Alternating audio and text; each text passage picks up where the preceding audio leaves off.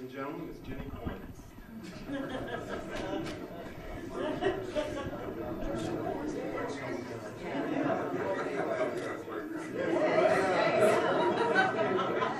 Hey, Daryl, nothing moves without Jenny.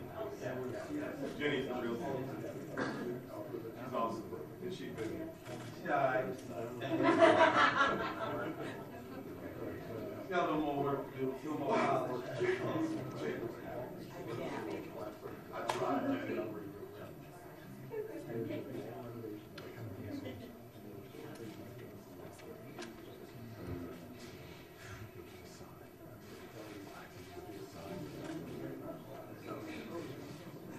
It's right. You got it right.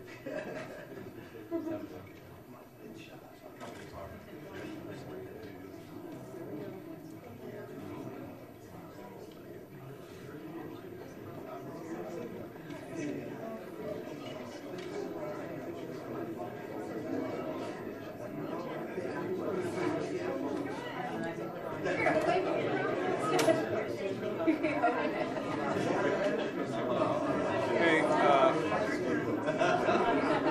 they're saying that the cameras aren't matching. Did you white balance? 3-2. 3-2?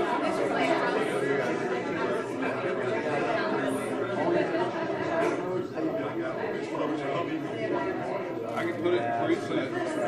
No, it's not going to be preset. What's that? Preset's 2. Oh, that's fine.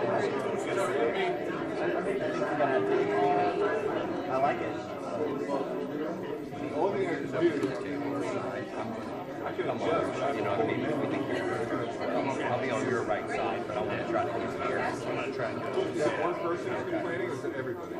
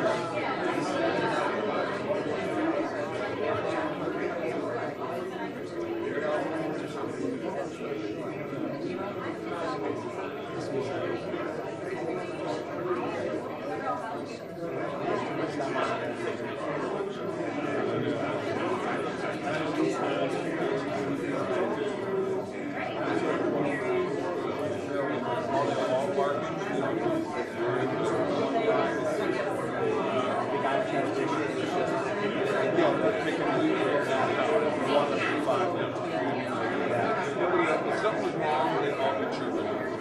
Yeah, that's right. Or at least 3 of them. Yeah, the 3 of them.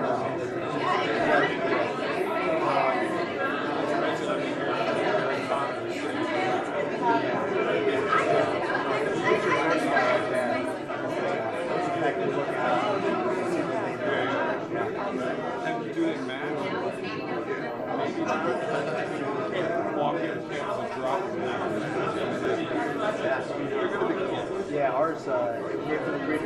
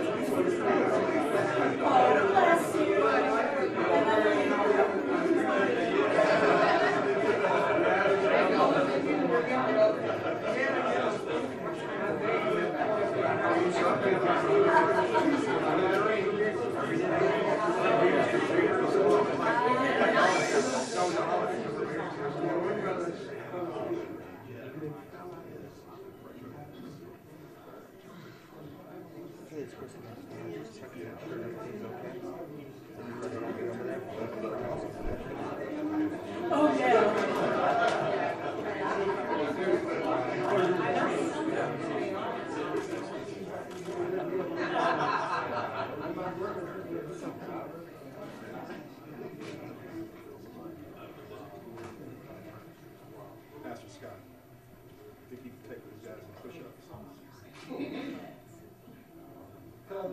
Beat them in push-ups.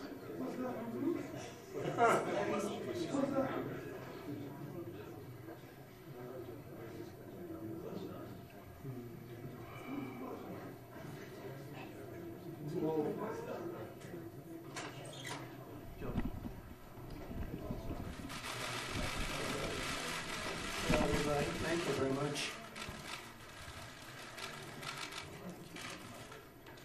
I want to thank Secretary Carson, along with Isaac Newton Ferris Jr., and the many distinguished guests for joining us here today. It's a great honor. Earlier this week, I had the tremendous privilege to join Isaac and Alveda to sign into law legislation redesignating the Martin Luther King Jr. National Historic Site to the Martin Luther King Jr. National Historic Park.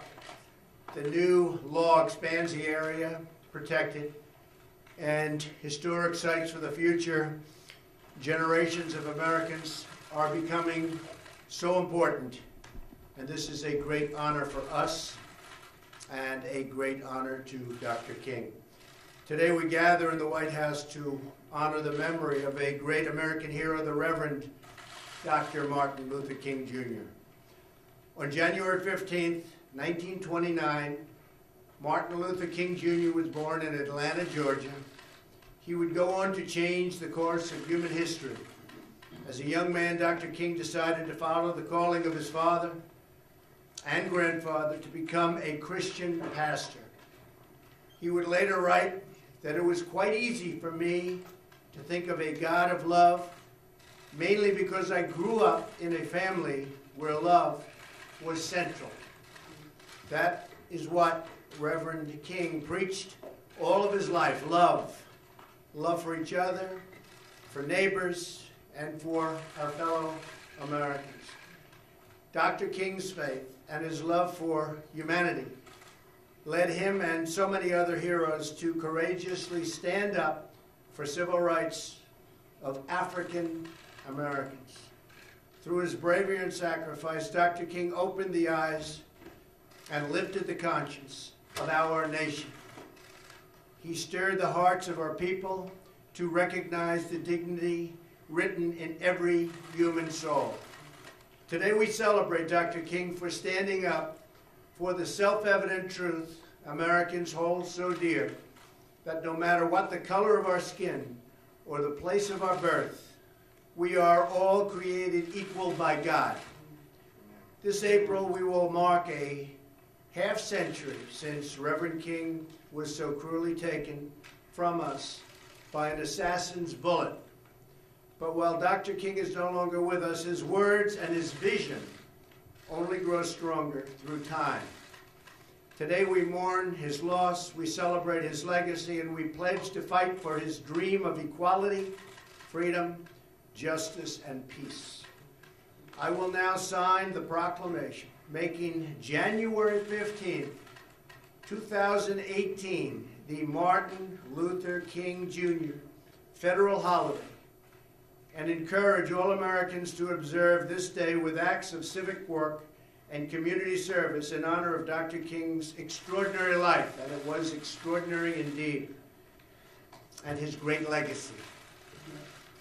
Thank you.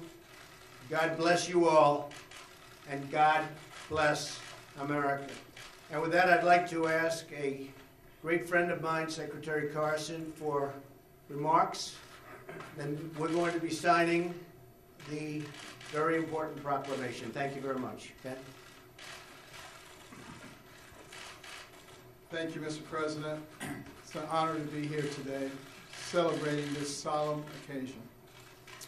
And I thank you for signing legislation to designate the birthplace, church, and tomb of Dr. Martin Luther King as a National Historic Park. His monumental struggle for civil rights earned these places in his life, faith, and death the same honor as Mount Vernon and that famous humble log cabin in Illinois.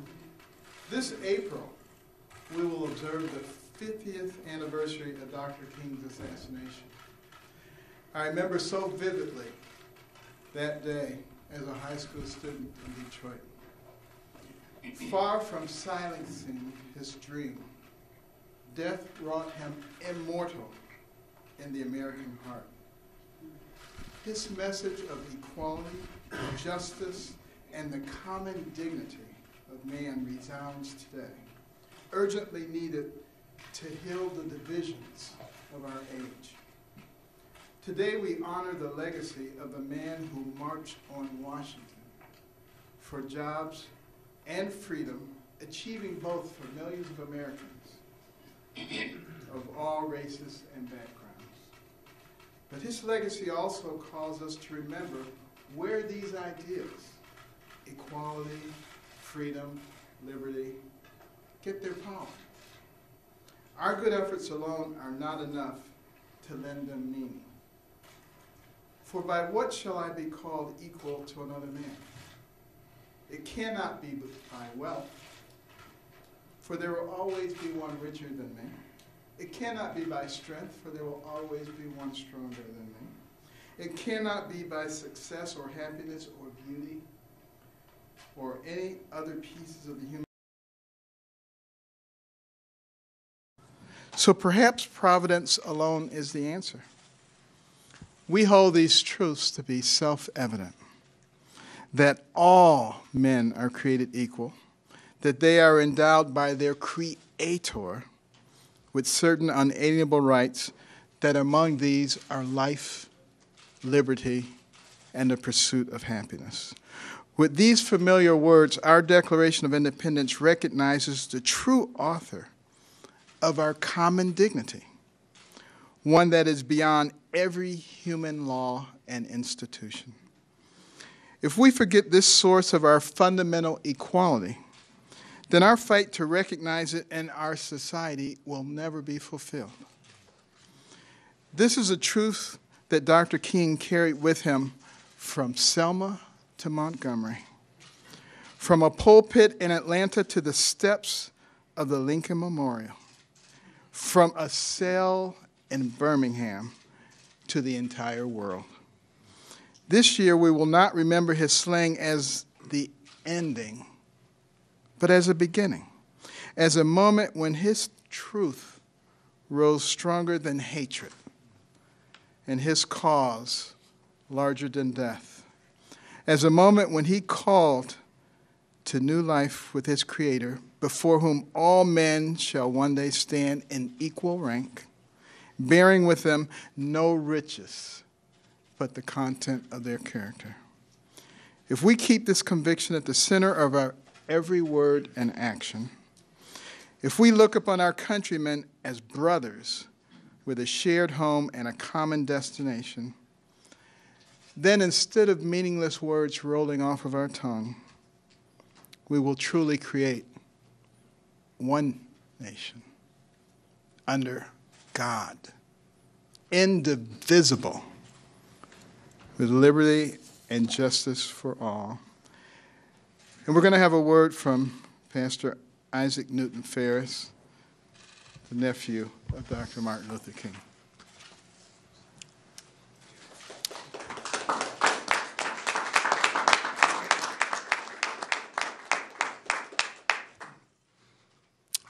President Trump, Vice President Pence, and to all assembled here, If my uncle were here today, the first thing he would say is, what are we or what are you doing for others?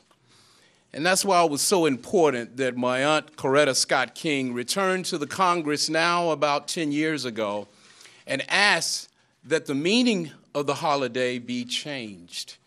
We did not want the King holiday just to be a day of hero worship. As his nephew, I certainly think that he was one of the greatest Americans that we've produced. But it should not be a day of hero worship. And that's why the Congress agreed with my aunt and also made it a day of service. So that we, on that day, as a matter of fact, at the King Center, we refer to it as a day on, not a day off.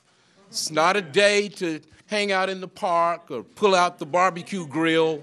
Amen. It's a day to do something to help someone else. And that can be as simple as delivering someone's trash or picking up the newspaper for that elderly person who can't get to the end of the driveway. Bottom line, you're doing something that benefits someone other than yourself. That's the proper way to remember my uncle and the proper way to celebrate the King holiday. So, President Trump, thank you for taking the time to acknowledge this day. Thank you for remembering that we're all Americans, and on this day we should be united in love for all Americans. Thank you, Mr. President. Thank you, Mr. Vice President.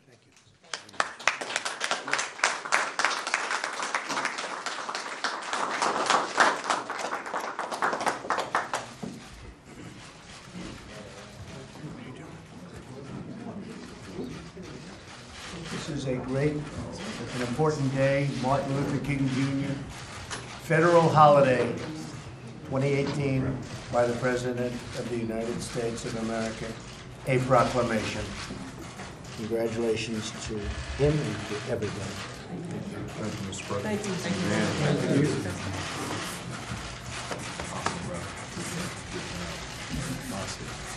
Thank you.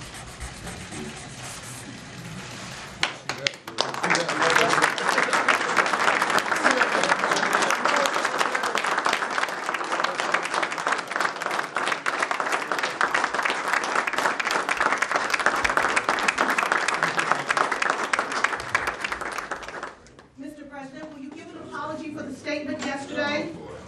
Mr. President, did you refer to African nations? Did you refer to shitholes? Mr. President, are you a racist? Mr. President, will you respond to these serious questions about your statement, sir? No.